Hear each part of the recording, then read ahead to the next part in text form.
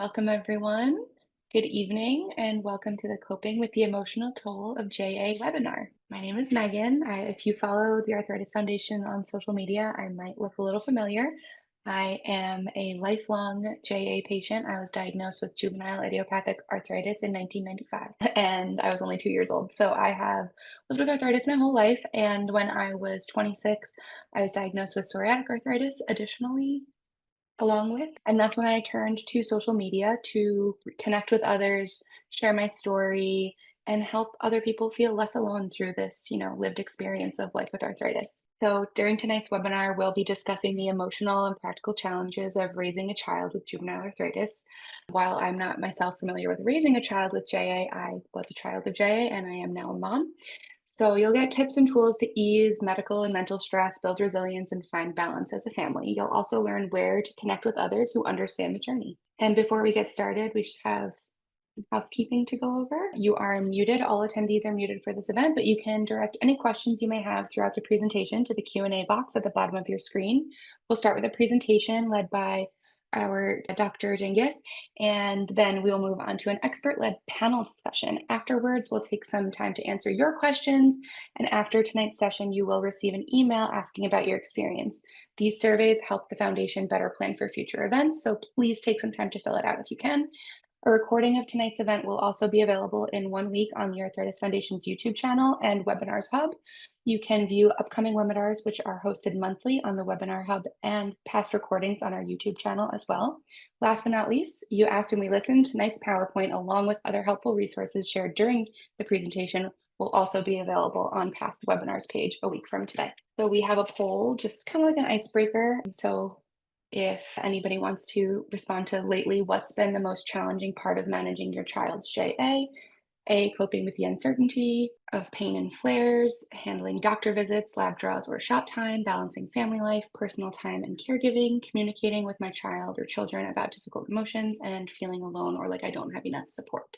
So we're just going to let that go for a minute, and then we'll take a look at the results. Okay, yeah, so that makes a lot of sense. I think coping with the uncertainty and pain of flares is difficult even as a patient. So, helping your child through that, definitely very tricky. Okay, so tonight you'll learn about tips on handling uncertainty with JA, how to help your child manage difficult emotions, and insights from parents and adults who have lived through this. And just as a reminder, tonight's session will focus strictly on the emotional and mental health aspect of this. We have plenty of resources about other important topics, including disease management, pain management, treatments, any, rheumatological related questions, treatments, and more on our website. If you have trouble remembering all these URLs, just remember arthritis.org/JA. And tonight we have Dr. Kara Dingess, PhD, is a licensed psychologist who brings both professional expertise and personal experience to her work. She serves as an assistant professor of psychiatry at the Tulane School of Medicine and works as a clinical psychologist where she focuses on helping kids and families navigate chronic illnesses and developmental challenges. Her passion lies in helping children build resilience, find healthy ways to cope, strengthen family connections, sometimes with the help of furry friends through her work with service dogs. Dr. Dingess also lives with psoriatic arthritis and grew up with systemic juvenile arthritis, giving her a unique perspective on the lifelong impact of JA. She's an active supporter of the Arthritis Foundation and was this year's keynote speaker at the JA Family Summit. Dr. Dingess, thank you so much for joining us tonight. I'll hand it off to you. Hey guys, I am Kara, and for some reason, Robin, I am not able to start my video. But you know what, guys? Oh, there you go. Let's see. There I am. If you've heard me speak before, you know that authenticity and being genuine and authentic are of utmost importance in what I do. So, with that being said, I may have some Wi-Fi issues tonight. I'm just being upfront with it, but we're going to roll with it and we're going to see what happens. You can call me Kara. That's what I go by. Dr. Dingess is, something I have to go by occasionally, but please call me Kara. And tonight we're going to dive into things that are a little bit deeper based on the keynote that I gave a few months ago at JA Family Summit. And if you haven't been, I highly suggest y'all check it out. It's a lot of fun. I predominantly do a lot of the kids sessions, and then this year I got the joy of being pulled into the adult world and got to speak to the parents. So one of the things that I also like to do and that will come up a lot is I'm going to talk to y'all how I talk to the kids, right? And obviously, there's an appropriate way to go about that. So, always using language that is appropriate. But I like to talk to parents and explain things to parents how I would talk and explain things to kids. I think it makes it a little bit easier for everybody to understand. We're all on the same page. And I think that's an important thing as we're moving forward when we're talking about how we feel and what we think. So, we're going to dive in and we're going to get started tonight. I would also like to say, I may be a doctor, but I'm not that kind of doctor. So I'm not going to talk about anything regarding like medication or, actual physical symptoms. So please seek medical care with your rheumatologist or other care team. But this is just for like educational purposes. And I'm just kind of going to talk through, coping skills and all of that tonight. So just a disclaimer for everybody. Also, if there are specific mental health questions, I will give a general answer. I want to encourage y'all to seek mental health care with your own providers. I may be a therapist, but tonight we're not going to get into therapy, okay? All right, so let's talk about some JA impacts on mental health. So this was a statistic that we found the Arthritis Foundation has put up for us, and they found that 15% of children with JAA have clinical depression, while 20% may have subclinical or lower grade mood problems. And you know what, like going through all of the research regarding autoimmune disorders and kids in general, with chronic illnesses, this isn't something that's out of the realm of possibilities, right? They go through a lot of changes within their own body, a lot of transitions between healthcare, and then also just feeling different than their peers. They have an experience that is unlike any other, and they are bound to experience some level or some degree of symptoms related to depression or anxiety. And so that is a statistic I think it's important for everybody to know, especially when we're working with or talking with or parenting and around kids with juvenile arthritis. But there are ways to help, and we're going to talk about some of those ways tonight. So, what you see on your screen are different kind of symptoms and different experiences that kids at different ages can experience. And so what we see here, like with toddlers, a lot of it is that separation anxiety, right? We think of the way that our brains develop and the different ages and stages that we go through as we grow older. And so as toddlers, we see maybe more temper tantrums and more crying and not really able to verbally express themselves when they're feeling these big emotions, right? And so one of the things I'm going to talk about tonight is naming the emotion and making sure you're labeling maybe what they're experiencing and what they're going through so that they learn how to use those terms in the future.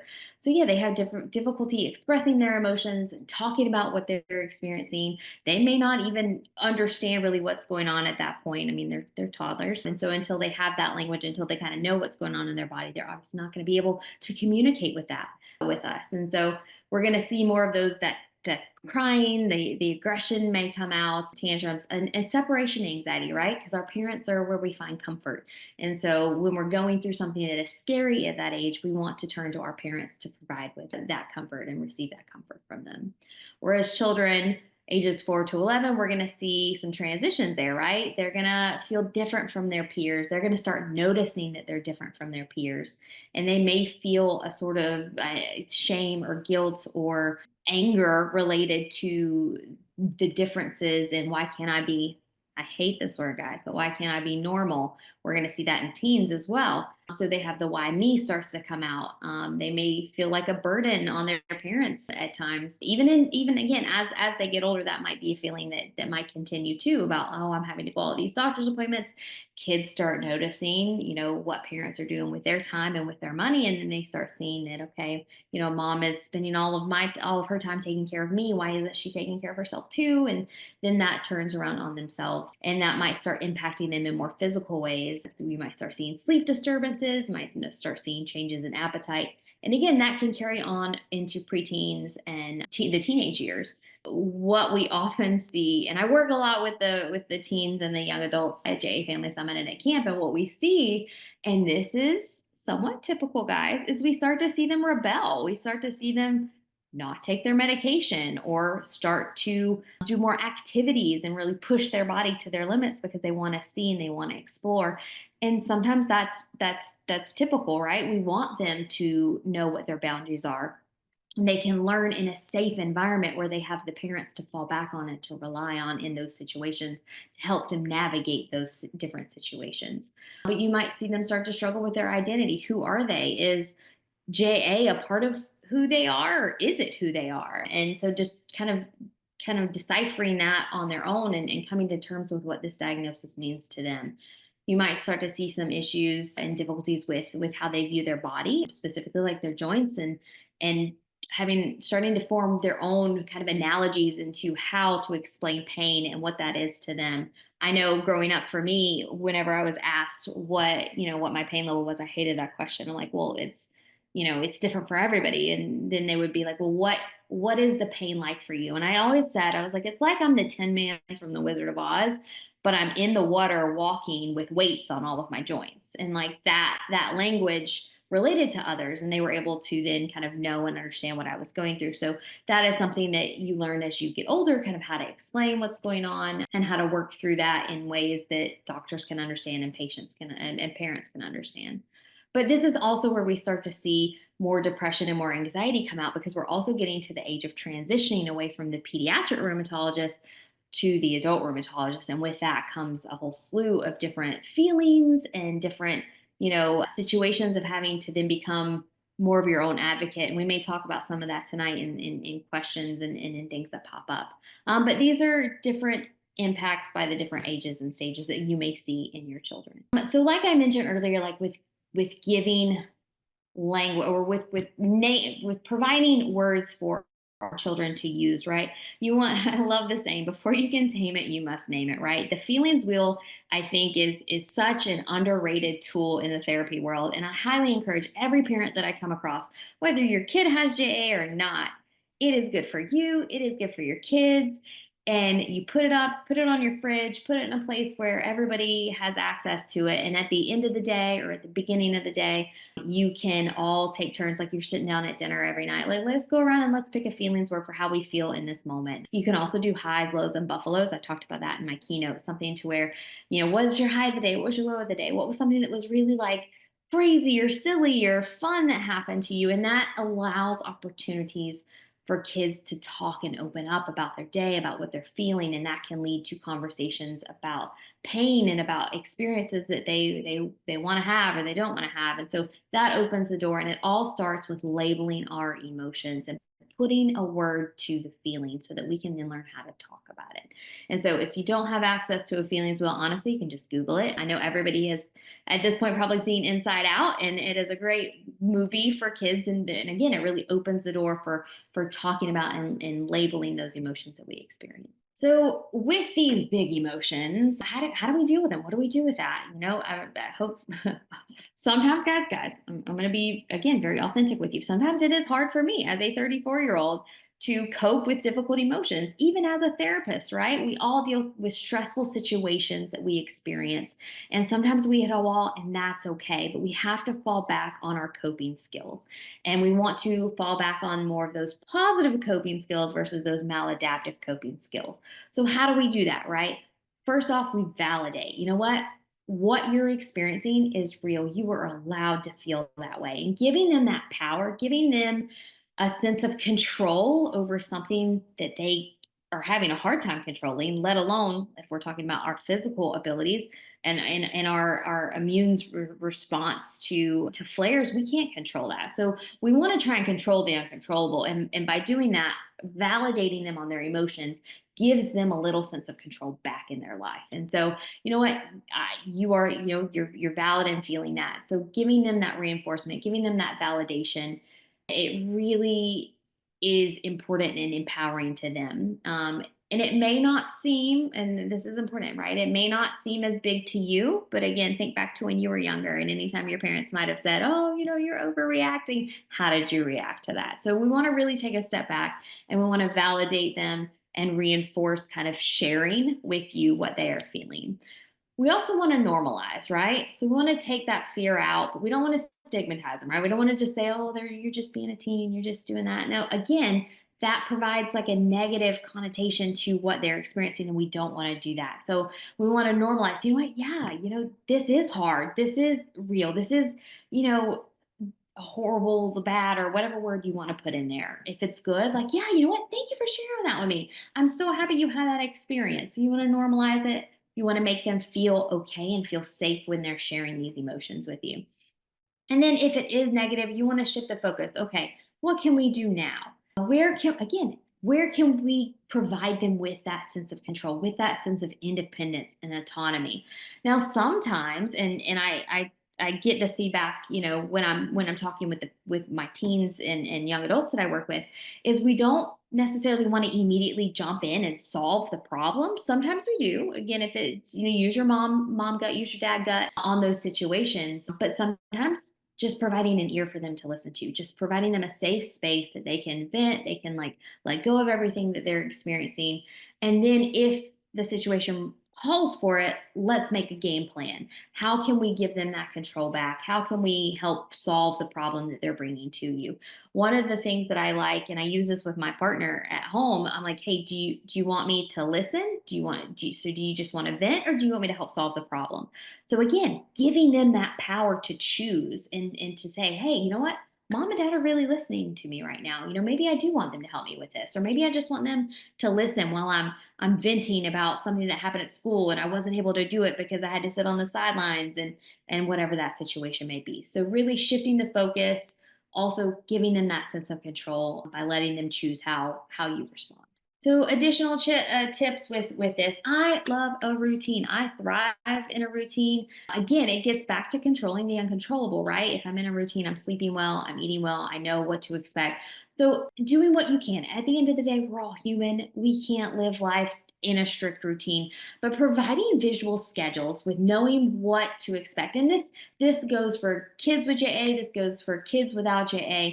They thrive if they kind of know what to expect. And so having visual schedules up, especially if it comes to like an IV appointment, like an infusion, or if they know they have a big doctor's appointment coming up where some medication might change, or if it's just something routine, have it up and prepare them in a way that's appropriate too. Like sometimes we don't want to tell our littles, say, okay, so little kids, again, I call them little, so we don't want to tell our littles too far in advance, or they're going to forget, and they're it's just going to go right over their head. So telling them just before the day of, like, hey, we want to prep you in advance for this. Older kids, you want to really prep them maybe a day or two in advance. But again, the visual schedules can help, having a calendar up on the board.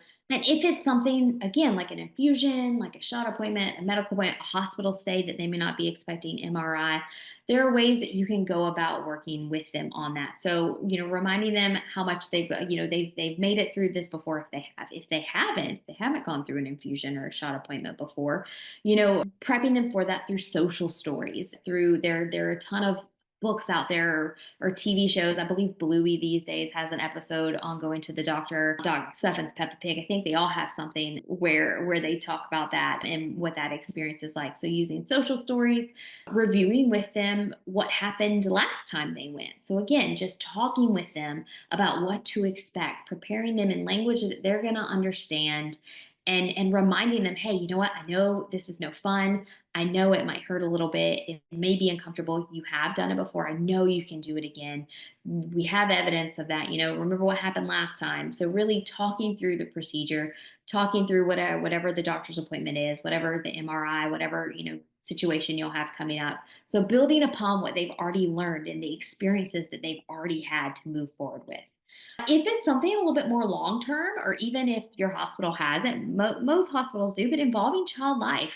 I worked with an awesome child life specialist this summer at camp, and she taught me a lot about all of the different things that they have these days to help your kid through shots or through infusions, and all the numbing sprays, the buzzy bee, and all of that. So involving child life in a way. I know my home hospital, they had service dogs. They had facility dogs come and would sit with the kids while they were getting an x-ray or getting an MRI or in a hospital stay. So seeing what child life has to offer, use what is available to you, asking your doctor if there is a child life specialist on board, or even a social worker or a therapist, or like an LCS, a therapist in general, that can help if you find that your child is still having a little bit of trouble.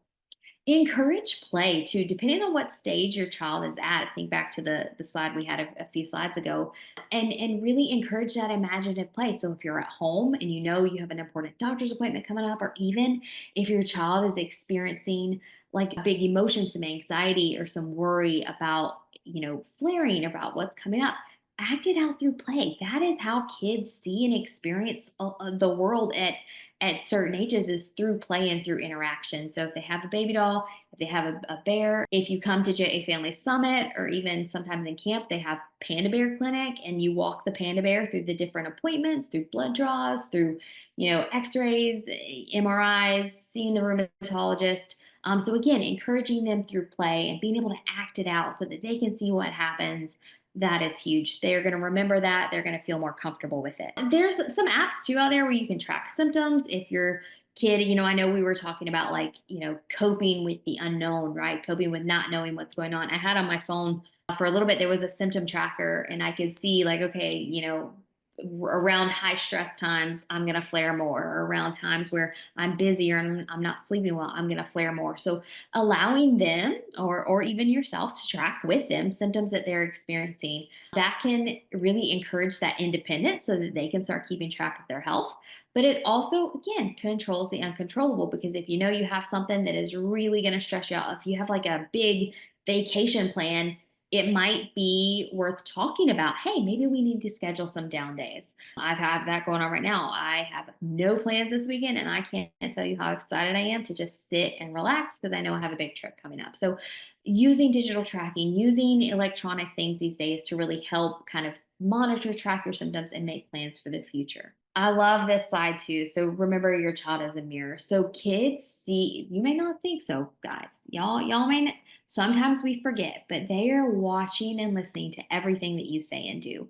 So I think it is important to model and to show them how to communicate in ways that is effective and that is they're going to understand, and that's on their level. So again, we do this by modeling the types of language we want to use, using that feelings wheel, using I statements. I feel blank because blank. Talking, and also I love this. I love this too.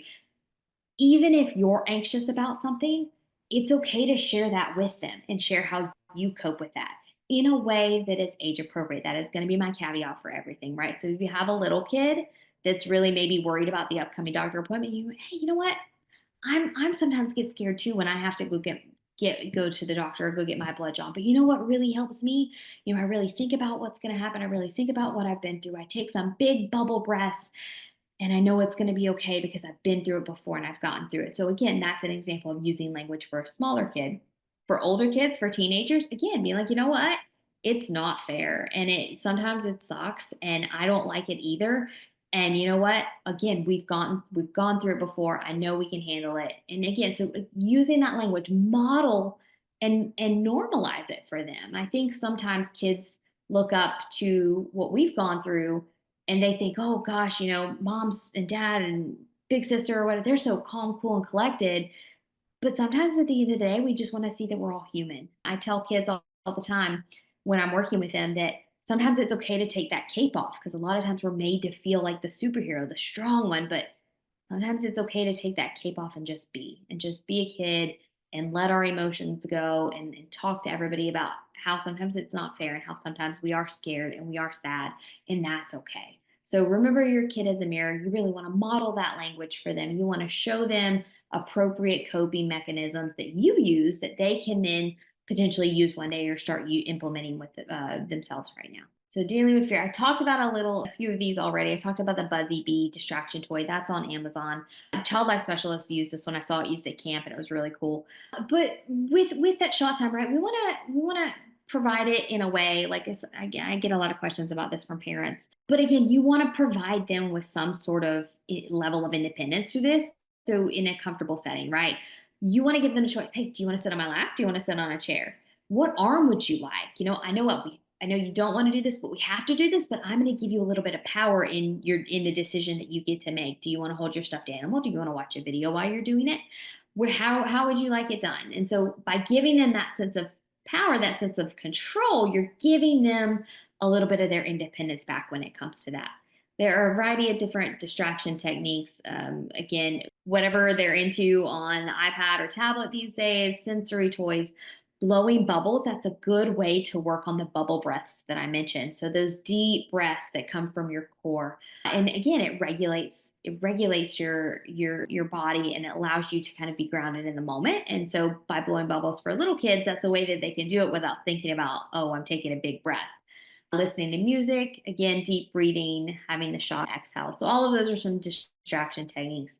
Empowering them with that education, right? And you can do this through social stories, like I mentioned earlier, through books, through TV shows, providing them with as much knowledge on the front end that you can allows them to feel prepared, allows them to kind of know what to expect. So every now and then, though, you'll get a kid that's like, I don't want to know, just like, let's do it, let's get over it. I'm amazed at those kids. I was never one of those kids, but I am totally amazed by that. So again, meeting your kid where they're at and seeing, kind of feel it out, give them that choice, give them that power.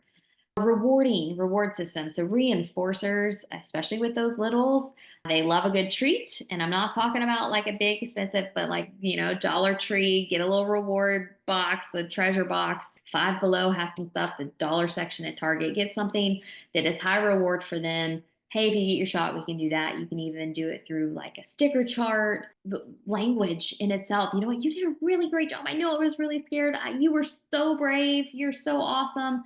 The reinforcement is great, validating those feelings too. You did it. I know you were scared, but you really did it. And again, just giving them that sense of control. That in itself is huge, and can do a lot for them. Yep. Dealing with fear. So, role playing. Again, kids learn through play, right? So, walking them through what's going to happen at the doctor's appointment, talking through them about, hey, here's what we're going to check in. We're going to get, our height, we're going to get our weight, we're going to get our blood pressure. They're going to listen to it. So again, talking them step by step can really decrease that anxiety. Again, they want to know what to expect. They want to know what's going to come next. Again, books and shows are a great way to go about this. Be honest, you want to validate their feelings being worried. You don't want to minimize the experience. And honesty is always the best policy. You know what? Hey, I'm not gonna lie, it's gonna hurt, but we're gonna get through this together. So using those terms, because we don't want them to come back. We never want them to come back and be like, Mom, that wasn't the truth. Because then we don't want them to question other experiences that they may be having. So always be authentic and genuine with the language that you use and with your kids. And then yeah, keeping those routines, small prizes, especially when it comes to doctor's appointments and hospitals. I remember I always got to go to Chick-fil-A after the doctor, and that was just a routine that we set. And through even I treat myself now as an adult. I go to Chick-fil-A after a doctor's appointment, and it's like my little reward, my little treating myself. I have a bunch of spoony friends that do the same. They may go get ice cream. They may go buy them a little treat from the dollar section at Target too. So that those routines last long into adulthood. Like I mentioned, honesty is the best policy in an age appropriate way, right? We don't want to tell our 5-year-old the same type of things that we're going to tell our almost 17, 18-year-old. We want to use the appropriate language, especially when it comes to like what's happening in their body, not necessarily at the doctor's appointment. We do want to be honest with that. But when it comes to explaining what is happening in their body, we want to use language that they're going to understand. Like for the littles, I talk more about, hey, you know what? Sometimes we have these good guys and these bad guys in our body and sometimes our good guys, hurt, or I use Pirates of honestly, I use Pirates of the Caribbean, and how sometimes the pirates commit mutiny, right? By attacking their own ship because they want to take over. And the little boys love that because they're all into pirates and all of that these days. Whereas the older kids, we're going to use more scientific language. We're going to talk about the different types of cells and how that, plays a role with the different biologics that we're on. So again, using language that they're going to understand with what's happening in their body. This is always important. I touched on this in the keynote. So JA doesn't just affect one person. It's why we have a panel of parents here today. We really want to kind of know the symptoms to look for when it comes to burnout in yourself and the caregivers, but also in siblings. I have a brother myself, and he likes to remind me to this day that my diagnosis still impacts him. And so I think it's important to really notice the symptoms. So for our siblings that don't have JA, really, if we see more acting out, if we see disconnecting from peers, we might see isolation, changes in their grades at school, really feeling more like a burden or feeling like they're not being seen or heard enough. Again, that can often lead to acting out behavior. So really want to identify the burnout, and then we want to come together as a family and talk about it and really sit down. And this is where we communicate those feelings with each other, but also maybe spending time then with that child that's separate, and finding ways that you're able to give them and reinforce and validate them in a way that it is meaningful to them. And then within yourself, always put on your face mask before you put on the face mask of others. So you want to maybe do some daily check-ins and noticing where you're feeling more stress in your life, so that you're able to better take care of your children, your partners. And then also, how do we do this, right? Where do we find that support? What do we do after we've noticed that we're stressed out?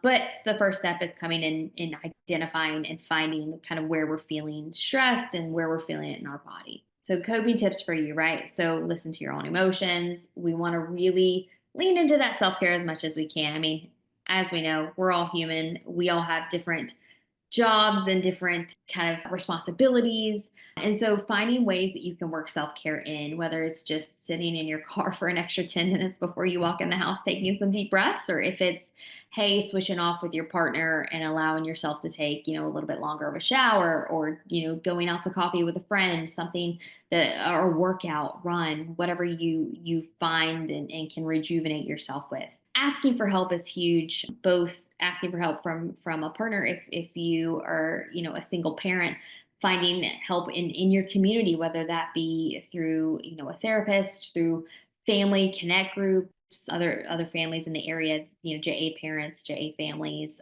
whether, church, your own family. And there are a lot of ways to connect with those around you and ask for help in those situations.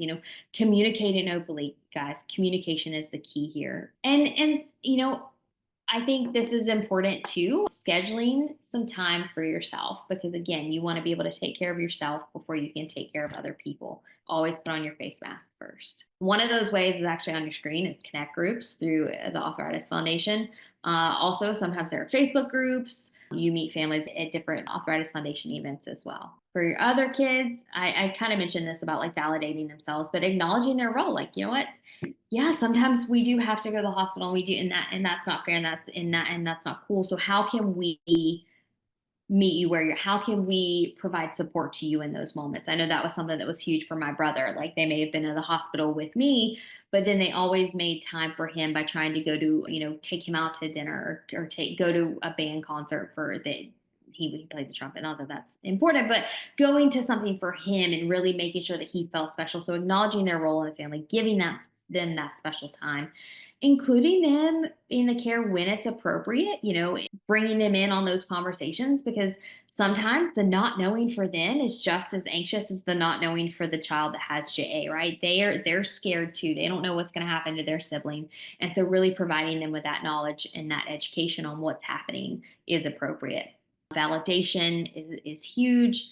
And then, yeah, highlight the fairness, not the equality. It's not fair. It's not cool. But really, again, trying to supplement that where you can with special time for them. And how do we do that, right? For the whole family. I love the idea of family check-ins. I mentioned highs, lows, and buffaloes earlier. There are other different sayings you can use. Bringing the feelings wheel in. Have game nights. Turn off the screens and sit down and bring out some old school Monopoly, or Battleship, or something that you're able to play as a family, and create those traditions. Pizza Fridays, something where you're able to all come together and really connect as a family. Model that emotional openness, right? Use that language that you would like to see them use in return. And then practice gratitude. I think this is huge. This kind of plays into the idea of mindfulness, and incorporating those mindfulness techniques of being thankful for the time that you have together and the moments that you have as a family. And it really kind of grounds you as a whole. Y'all can even do some of those activities together. Again, modeling, validating, reinforcing them when it comes to that. That way that they feel safe in an environment where they feel like they can communicate their emotions and their thoughts with y'all. So this is something too I talked about in the keynote earlier, about when when do normal issues, again, not loving the normal is relative, right? So when do we start need to be when do we need to start to become concerned with these issues? A huge thing is isolating, right? And big changes in eating and sleep. If we have a huge change in our academics, so if you have a kid that's going from, like, A's and B's to suddenly D's and F's, so having that big kind of swing in grades, we know something's going on. We also see this a lot in kids with schools behavior. So they start to kind of act out, have those behavior issues, start goofing off, stop going to class, acting out more, maybe become a little bit aggressive. They lose interest in things that they loved at one point or another. So these kind of more drastic behavioral changes, or slowly over time you start to notice, oh, they've stopped hanging out with that one, with a certain friend that they were best friends with. What happened?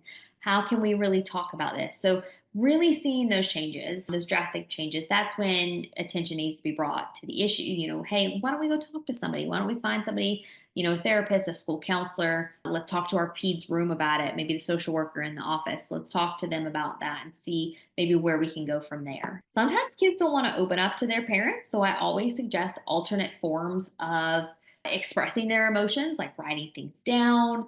So journaling, if they don't like to journal, art, so drawing, painting, sketching.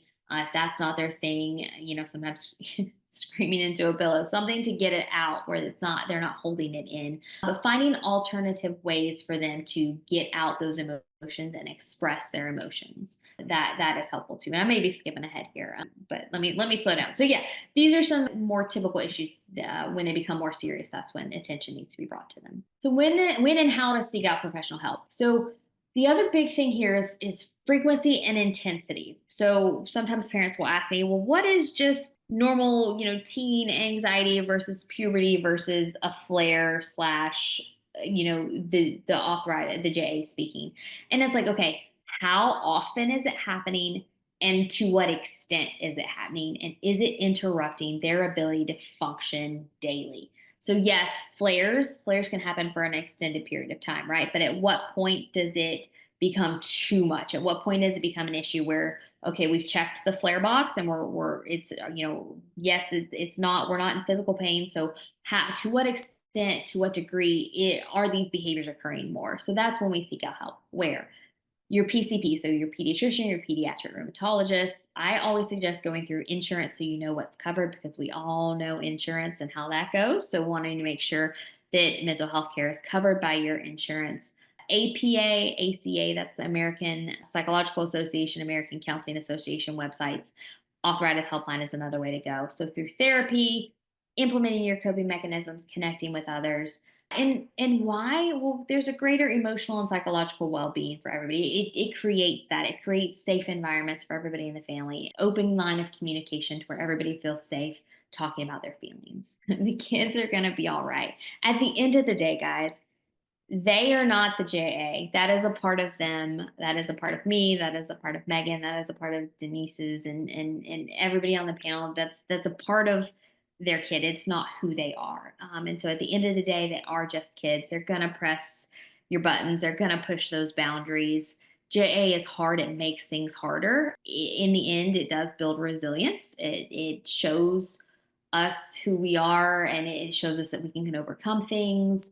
But at the end of the day, kids are kids, and they're going to be kids. And I think that that's also important to keep in mind as they grow up and as they face new challenges. And so to really meet them where they're at, teach them independence and how to advocate themselves and how to talk for themselves in their doctor's appointments. My mom had me doing my grandma pill counter when I was in middle school. She was like, come here, I'm going to show you how to do it. And so she was able to teach me those skills at a young age, and I was able to advocate for myself. And so encouraging that independence will lead to, again, greater success in the future. I do have an activity. I know we're running short on time, so I am going to briefly talk about it, and I want to encourage y'all to do it maybe tonight or tomorrow with your friends. We're going to do one of them. There are a variety of different progressive muscle relaxations, and this really opens the door for conversations to happen about, oh, you're experiencing pain there? Tell me more about it. Oh, you're experiencing stress? Let's talk through it. So it opens the door for communication, but it also regulates your body. So one of the ones I like, and again, this is very brief, if we had more time, I would totally talk you through how to do it. But look up progressive muscle relaxations. And my favorite is squeezing lemons. We can squeeze lemons, we can get a fly off our nose, we can squish mud in our toes. And it's really bringing attention to that part of the body and where we might hold that stress, where there might be that pain. So squeezing lemons, you pretend you have lemons in your hands and you squeeze and then you let go and you squeeze and you let go. Now, obviously, you do it slower, you take some deep breaths while you're doing it.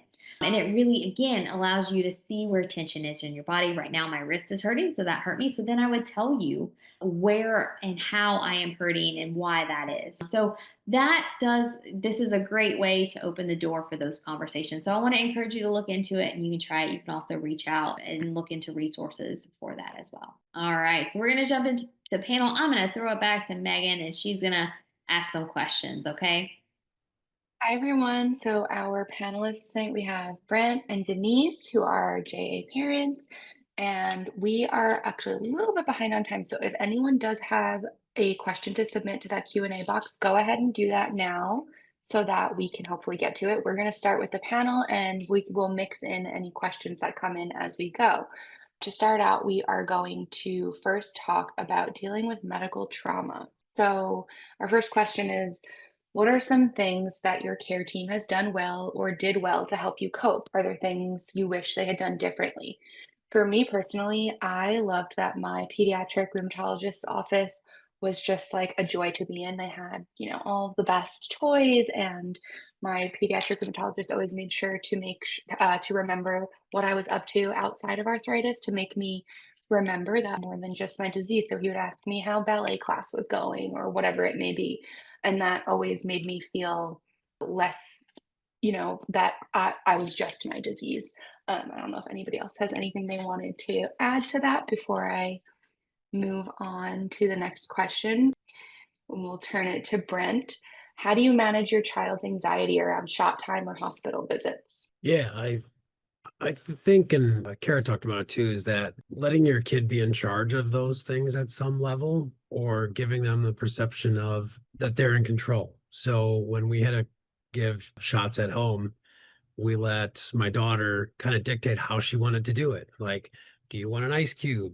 Do you want me to tell you when it's coming? Do you want me to get the bee thing? Or we had one was like, you're supposed to put it down. So it's like a whole bunch of pressure points so that you never felt the shot going in.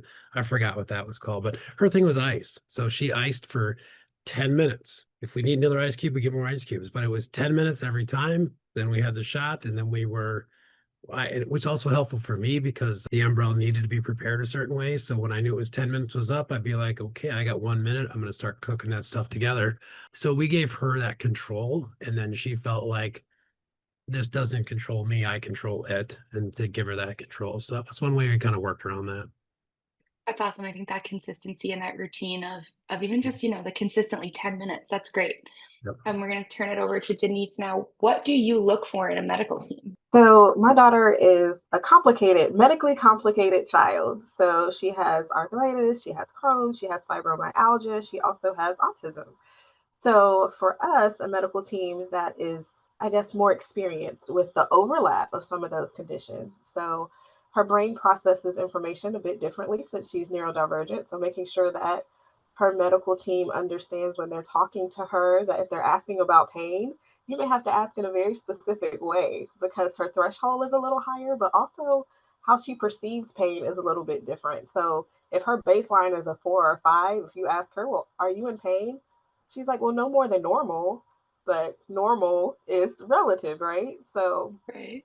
making sure that if they aren't already experienced with those things, that they're at least willing to listen and do some research so that they can support your kiddo the best way that they can. That's great. Yeah, I think that the language really is so important, and having a care team that is aware of, the words they use will have an impact on how the child perceives their reality. So that's great.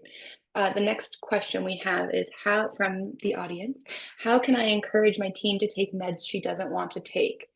Kara, if you want to provide some tips there. Yeah, I've talked to the teens about this at JA Family Summit, and some of the feedback that we've kind of worked through, because I like to problem solve with them, right? And one of the things is, like, they want to know why. They want to know why they're taking it. They want to know what it's going to do. They want to know its effects in their body, and that gives them more buy-in, right? And so if they know why they're doing it, then the likelihood for them actually taking it and following through with that increases. So I always suggest, explain to them what that medication does in their body, and what it might do if they don't take it, right? So the repercussions of not being able to take that medication. Depending on the age of the teen, if they're on the younger side and they're really into screens, using that screen time as a reinforcer. Hey, I know we don't like to take medication. I know it's not cool. You can take it with Jello or pudding or marshmallows or candy or whatever it is you want to take it with, and then you get like 5 minutes extra screen time. So if they're on the younger end, that can work too. But I think the big thing for the older teens is they want that buy. They want to know what it's for. They want to know why they're having to take it and what might happen if they don't. I will say one thing, and this is advice my daughter has given me, is that if you're going to use foods or some other way to make the fear go away, or like, oh, I love this. For one thing, we didn't maybe do great was that we picked her favorite foods, and now she can't eat them anymore. Like, she really is Wow. like, I miss. Yeah, those associations can come Yeah, strong. Yeah, and I as a can't look at blue parent, Gatorade because of no. methotrexate. Yeah. Yeah, and we did the methotrexate too with pudding, and it was one of those, like, as a parent, I felt like, boy, I missed the ball there. I shouldn't have done that. We should have come up with some other way to maybe figure out how to do that. So while You're I doing like your the food and best. doing that kind of thing, yeah, it's definitely one of those, as a parent, take a pause and be like, if there's a bad move here, am I okay with living with that one kind of thing? Just to Right. say, like, maybe not the favorite food, but that second, that middle tier, like, I like, but just in case. Great advice. Okay, well, we're going to move on to our section of coping with difficult emotions. And I'll start off here with the question: did you ever feel misunderstood when it came to your emotional struggles? How and by who? So growing up with JA in the 90s was a little bit different, right? Unfortunately, my parents did not have the same access to information that we do nowadays. And I think that even they didn't fully understand what my day to day was really all about. So I would wake up in the morning sometimes and feel very, honestly, probably depressed now that I think back to it, because I'd be in so much pain. I didn't want to go to school. I felt terrible, didn't want to get out of bed. And I was not understood well by my parents by that. They would get frustrated, and that was hard. I really wish that, and they, feel bad for that now, but because they didn't realize that arthritis symptoms can be way worse in the mornings. So, being mindful of those small things that you say, like, oh, if your child gets off the bus and now they seem okay and they didn't this morning, don't say that. Don't draw attention to that. Just be glad that they're feeling better, and move it along. So we have another question from from our audience for the panelists. My son is 9. He gets asked questions about his diagnosis. He tries to explain it, but sometimes gets frustrated. What language can I share with him so he can talk to others about it? Or should he even be explaining it? I personally would say that's totally up to him in situation to situation, right? Like, if it feels like it's coming from if somebody's asking questions and it feels good to answer it in that moment, like, oh, they're asking from genuine curiosity and not being kind of like mean spirited, because kids can be nosy rather than curious in my personal experience. So kind of feeling that out. 9 is young to be able to determine that, but maybe Kara can help with some of the language, or maybe some of the parents. But I would say that that's kind of like a case to case, like, really encourage him to make sure he feels comfortable sharing, and maybe come up with some tiers of, like, this is what I like to say to friends, this is what I like to say to teachers, or this is what I like to say to a random person who's asking me why I'm limping, whatever it may be. All good. Okay. Any thoughts from the parents before I jump in? All right, I'm gonna. Go ahead, Kara. Yeah, I definitely want to second that. I think, again, it gets to what is the motivation of the friends asking. But as far as like what language, so I often, when working with the younger kids, with the littles. Your son is 9, so I wouldn't to be a little, but I say, make it simple as possible. You know what? Sometimes my body hurts. Sometimes I have to take medication to help my body, move around, and use more language that's a little bit more simplified, that doesn't necessarily open up the door for more questions, because then he might get a little bit overwhelmed, that then everybody wants to know what's going on. And so using more simplified, kind of more definitive answers that that allows them to give a response, but not necessarily like over explain. As a teen and young adult, I do, and Megan's gonna laugh, she's heard this story. I do yo bro. I'm like, yo bro, I go to the hospital sometimes, it's a thing. I take my meds, like it's no big deal. And so again, using whatever language. So for teens, it might be a little bit more of a nonchalant response. It might be a little bit more serious. We're like, yeah, this is something that happens to me every day. It depends on your son's personality. It depends on the intentions of the kid. But I would use more simplified, more definitive answers. Awesome, Kara. Thank you. And then we're going to turn it over to Denise next. How do you manage your child's emotions during times of uncertainty? Yeah, so winter is hard for her, I think. And then also medication transitions. We've gone through a whole Yeah. gamut of medications, and each medication has its own side effects.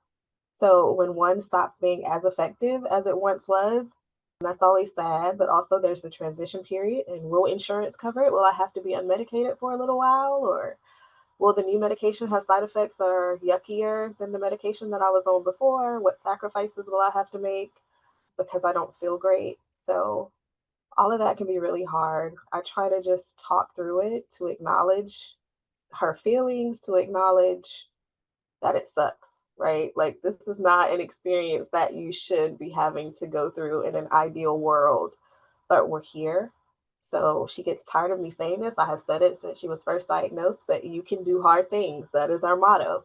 And the only way past it is through it. And we get through it one step at a time, one day at a time, one shot at a time, one pill at a time, but we get through it. So that is what I always tell her. And she gets tired of it. But when she's having her own challenges, like sometimes the school, like when she has to miss an extended period of time, sometimes she gets behind in school and it feels like a mountain. And I say, well, tell me, what is it? You can do hard things, and tell me, how do we get through it? The only way past it is through it. And we get through it one step at a time, one assignment at a time. So I think that even though she gets tired of hearing it, it has proven to be effective because it's true. It sucks and sometimes it builds up, but we get through it one step at a time. Yeah. And that's a great mantra that she will totally absorb and carry through life, that you will get through it one step at a time. That's lovely. Brent, you kind of touched on this a little bit, but is there something you wish you had done differently or had known looking back? Yeah, the medicine thing was one, but I think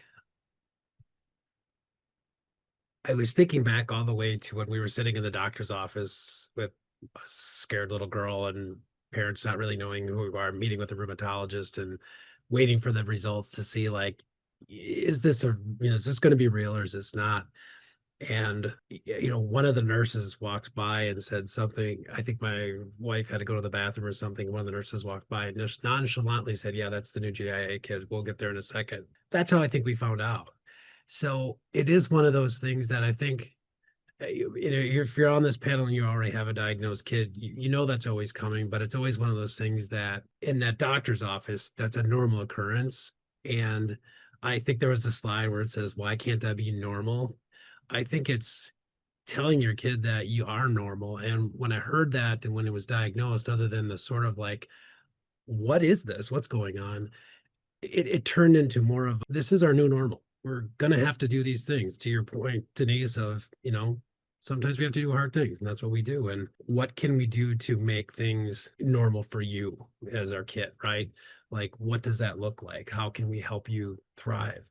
And I also think it's also one of those, don't restrict things. My daughter's a theater kid. She loves being on stage, and sometimes that include dances. And she would come home after practice or rehearsals and be like, I hurt so bad. But to see her power through that and be like, I love this so much, like, find things that your kids enjoy so that they can have that sort of, yeah, they're not normal, but they're really normal. They're just kids. They just got this other thing. Beautifully said. The next question we have in from our viewers is how to support your child during a pain flare. Denise or Brent, I'm not sure if either one of you want to jump in there. You want to go first, Denise? Again, I thought you were going to go first since you were already unmuted. I got you though. I'm just not fast enough to unmute, so that's why I'll let you take it. Okay, so let's see. During a pain flare, they can last for at least for my daughter. Sometimes they're brief. Sometimes they last for weeks. Sometimes they last for days. So I guess I try and tailor the response to how she measures the pain. Is it like a 5? Do we think that maybe it'll go away in a day or two? Is it a 10? Do I need to call the doctor? Do we need to look at medication changes? Do I need some reinforcements, or can we do a soak and like just focus on self-care and making sure that you are as relaxed and life is as chill as it can possibly be in all the other areas, so that it doesn't feel like everything is like hurting externally as well as internally. Yeah, it's control those controllables. That's Yeah. great. Yeah, I think it's just being flexible. And maybe we're lucky in that she over the years when she was in school be like, when's my next infusion? I'm like, it's next week. She goes, great. So it was one of those things like I knew she was in the middle of one, or and the medicine that she's on now is helpful. So there's always those kind of things that, can you make it 2 more weeks? Knowing we're probably not gonna be able to change that because insurance is not gonna let us change that. But to say like, hey, it's 2 more weeks, is that gonna jive? Are we good?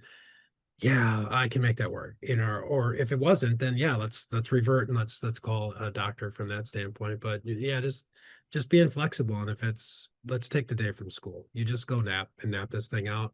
That's an okay thing to do. That's Yeah, okay. meet them where they're at. Yeah. Yeah, definitely. Our next question was how to offer comfort and support to my teen who is worried about the future, finding a career, going to college, relationships. I think I can speak to this one pretty well. It is definitely a very real fear growing up with this disease because we tend to think, yeah, like, oh, this is not normal. Like, what are people going to think of me? And I will say, like, there are so many careers, especially nowadays, where there is flexibility and there are endless opportunities that will allow you to also have some flexibility to make sure you're also taking care of yourself simultaneously because as we know, having a chronic disease is definitely, at the very least, a part-time job, if not a full-time job at times. But there are definitely ways to balance. And for me, college was definitely a tricky time, but I did find a college that had an accommodations office, a disability services office, and that is game changer. Get all the accommodations you can when it comes to school and college. Like, really just push for whatever will make you more comfortable and make you more likely to get through the day with less pain and be able to enjoy school because you should be able to enjoy school, even with arthritis. When it comes to relationships, definitely trickier. It's hard because when you have a partner with a chronic disease, you have to find somebody who's really empathetic, who's really down to take over when you're not doing well and is like beyond like a team player, like from the get. And so I think really looking for empathy, I think that's a really important characteristic in relationships and making sure that your partner understands that this is a huge part of your life but not your whole life, so you are more than your disease, but you will need support from time to time. Anyone else has something to add there? I think for me, when I think about like how to parlay that you can still have a full life, is I think about when my daughter's talked about the people who, when she's gone to arthritis camp, who were campers and then they turned into counselors and support staff. So to be able to see them, like, that guy works in Hollywood, he's a designer to make special effects. That guy works as a regional manager of the Target, so you make sure all the stuff's working. And she's worked for the US government's traveled abroad and has lived in Europe, and her counselor Enos is amazing. Like, it doesn't, sure, there's challenges and I can't even begin to think of what those are, but the sky is honestly the limit. And when you see, my daughter's made lifelong friends at camp, and like they have come watched her shows. She's traveled to one of her friends where she was in a show, and you just see these kids get together and it's just like, mic drop, we're doing whatever we want. And they're, as parents, take solace in the fact that your kids are way stronger than you think they are. And they're amazing when they get together and they're like, yeah, we got this. We're gonna complain about it. We're getting ready to sleep. But in the end, it's amazing what these kids can do and how they fight through it. And it always makes me, it's really cool to see. Yeah, and it's emotional. It's really amazing. The bonds that come from JA camp are really Yeah. special. Okay, we have a few more questions I think we have time for. So finding balance. Who or what made the biggest difference in helping you feel supported growing up with JA? For me, that was definitely my grandparents. My paternal grandpa had rheumatoid arthritis. He wasn't diagnosed until older in life, but he definitely understood the pain aspect, right? So having somebody in your life, whether it's like a family friend or a cousin or what, like if you can find an adult perhaps in your child's life that might, like be able to serve as kind of like a liaison who really gets the pain, because it's nice to have someone who really gets it and who helps you feel seen in those moments of high pain, and also encourage you to move through the pain, right? So my grandparents made sure I kept active because my grandpa knew all too well that motion is lotion for the joints. So if we don't move, we will get more stiff. And he really encouraged me, like Brent was saying, to find my passions and keep moving through it. And yeah, even if you hurt sometimes, like you'll still be okay if you're, as long as you're having fun and you're enjoying it and you're filling up your cup in a different way. That's okay if you're in a little bit of pain at the end of it. You'll recoup. Sarah, did you want to? Oh, sorry. I missed a message there. Denise, how do you decide whether to send your kids to school when they already have a lot of absences and they're not doing well? So for me, fortunately, our school is really incredible. So we have a plan. She had a 504, and then when her health got really bad last year, we had to switch to a IEP for other health impairment.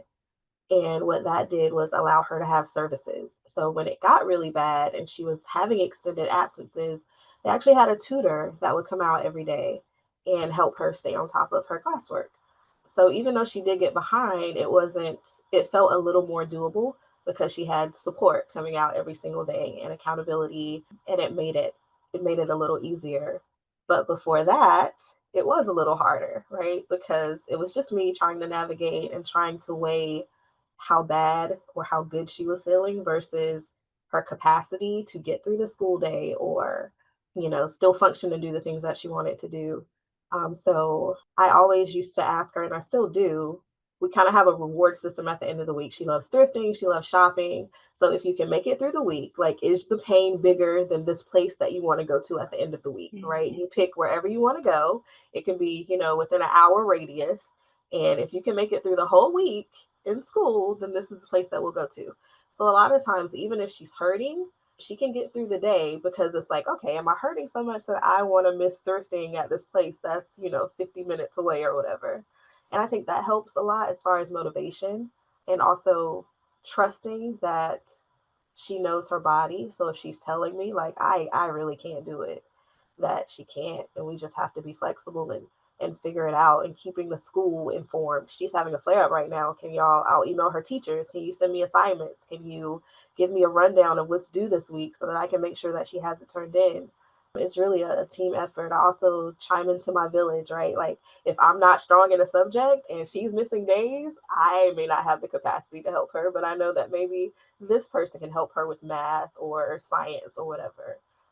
It's definitely a group effort and just communicating because people want to help if you let them. Yeah, and that brings us perfectly to our last question. Do you find it difficult to ask for help even when you know you might need it? I certainly do. It's something I work on regularly as a patient and as a mom of a child that doesn't have JA, but just as a parent in general. Brent or Denise, did you have anything else to add? Oh, Sorry. okay. I wasn't sure I if think I we're was supposed to. lovely. I wasn't sure. I'm sorry. That is a challenge, right? So I don't have a problem asking for help when it comes to, like, let's say she has to get to an appointment and her rheumatologist is 2 hours plus away. So I will make sure that that works. But the little things, sometimes it is a little harder, or if I'm running on E, it can be a little harder. So that's definitely something that I have to be really intentional about. But people want to help. And I think once you open that door, you'll discover how much support you really have. Yeah. I Awesome. don't know what else to say other than that, I'm not Yeah. good at doing it, but I can tell you it's been interesting to see as my daughter's gotten older. She's a freshman at college right now, that she is now self-advocating in things that she asks for. So just keep encouraging your kids to when the doctor's saying, how you feeling? Yeah, if you're a 10, say it's a 10. That's cool. Yeah, That's how you feel. totally. It's not because the chart on the wall says you should be a 9 or an 8. If you're a Right. 10, go for it. Yeah, and don't feel like you have to people please and be a perfect No. patient or tell the doctor what they want to hear. Be honest. Yeah. Yes. All right. We have one final question from our viewers, and that is tips for navigating puberty and difficult moods. How can I tell one from the other? Kara, this might be right up your alley. I want to answer real quick the last one too, just real quick. Yes, I have an incredibly hard time asking for help, and I want to encourage parents. I think, and this is my experience, right? Speaking from an individual who was diagnosed as a child. For me, I don't like the perception of looking or feeling weak. And I think that is what makes asking for help so hard and so difficult. So I think starting when they're little or even now as they're older, just reminding them like, hey, asking for help does not make you look or weak. You know, it is indeed a strength. And I think again, just modeling that language that you want to use for them in that sense. Because now as a 34-year-old, I look back and I'm like, I can do it. I can do all these things. And then I'm in pain the next day because I don't want to look a certain way. So encouraging them and just reminding them like, hey, it doesn't make you weak. In fact, it makes you even stronger because you're acknowledging that you need help in that area. Tips for navigating puberty and difficult moods. So the great thing about JA is that the body goes haywire when you hit puberty and everything changes. So if you think you have some symptoms, then you hit puberty, you're going to have some diagnoses may even change when you hit puberty. And so that is actually very common in this world. It happens to most everybody I know that symptoms change, sometimes diagnoses change when you hit puberty. So just navigating those situations is validation, reinforcement, normalizing what they're going through. But how do we know if it's a new symptom versus a symptom of puberty? I think that's where the doctors come into play, right? Is really navigating that and kind of figuring out what's what. But I know we have two parents on here who have teens that have gone through puberty, so I'm gonna give it to the real professionals here, and I'm gonna let them answer this question. Professional, that's something that's never been brought up. I don't think I have any letters behind my name, so I feel less professional than anybody here. I think I was very lucky in that my daughter is very open. So we had good conversations and she didn't really shy away from anything. So I'm maybe not the greatest example for how to deal with it, other than I think there were times where I could feel that those are the points where if she was in certain things that she started feeling sorry for herself. And I think just to validate, like, whatever that was, like, this just sucks, Dad. Like, you're right, it does 100%. So what can we do to get through it? And sometimes it was, if you just need to cry this thing out, I'm gonna leave you alone. And yeah, I just need some time. Okay, I'll come back in an hour. That's cool too. And I think just recognizing that I think that you've heard that theme is let them be in control if without being in control, and just validate that their emotions are real, and however they want to deal with it, go for it. All right, well, I believe that is all the time we have for today. So we're going to wrap up. Thank you, Kara, Denise, Brent, for taking time to talk with us all tonight and sharing your wealth of knowledge. I know our audience benefited so much from this conversation. We're so grateful to have had this time with you. And I'm just going to go over a couple more slides before we head out. We do have several resources to better understand the disease. You can reach out to the hotline. They can help with insurance coverage, connect with people, and get involved and volunteer. We do have some upcoming events to save the date for. We have JA camp registration coming up and some virtual parent info sessions, December 9th, December 8th, January 12th. You can find out more about those, register for them at arthritis.org/JA camps. And save the date for the JA Family Summit 2026 in Indianapolis, 4-day event, focuses on health, wellness, and fun for the whole family. You can learn more at arthritis.org/JA Family Summit. And we also have yoga. Researchers from top universities and hospitals in the nation are looking to design an online yoga program for kids and teens with JA, but they need your help. So if you could take an anonymous survey to tell them what you're looking for and want in a program, you could receive a $20 gift card. Take the survey. It only takes about 10 minutes. You can either scan this QR code to learn more, or we will have a copy available online next week on the webinars page. And as we mentioned before, the foundation offers free webinars every month hosted by nationally recognized leaders in arthritis care. The upcoming ones include Aging Gracefully on November 20th and the Balancing Act of Caregiving and Arthritis on December 18th. You can register for these and see more upcoming webinars at arthritis.org/webinars. We have our JA Ambassador Health Career Panel on 10/26 at 7 p.m. The Arthritis Foundation's advocacy team is opening up its JA Ambassador webinar and to any and all teens and young adults and beyond who are interested in learning more about career and healthcare. please follow the link below in the chat to register. So that link will be dropped in the chat because I know that's a very long link to try to copy down. And we have upcoming Connect group events, Raising a Child with JA Virtual, Navigating Health Insurance, November 18th. And we have a local event in Iowa, October Get Together, October 25th. And in the Metro DC area, local and virtual, You Are the Difference, November 12th at 7:15 p.m. Lastly, thank you so much for joining us. And in a few days, you will receive a survey asking about your experience. Please take the time to fill out the survey completely and honestly so that the foundation can best serve you in the future. Thank you again to our sponsor, AbbVie, for making tonight possible. And thank you to all of you for joining us tonight. Take care.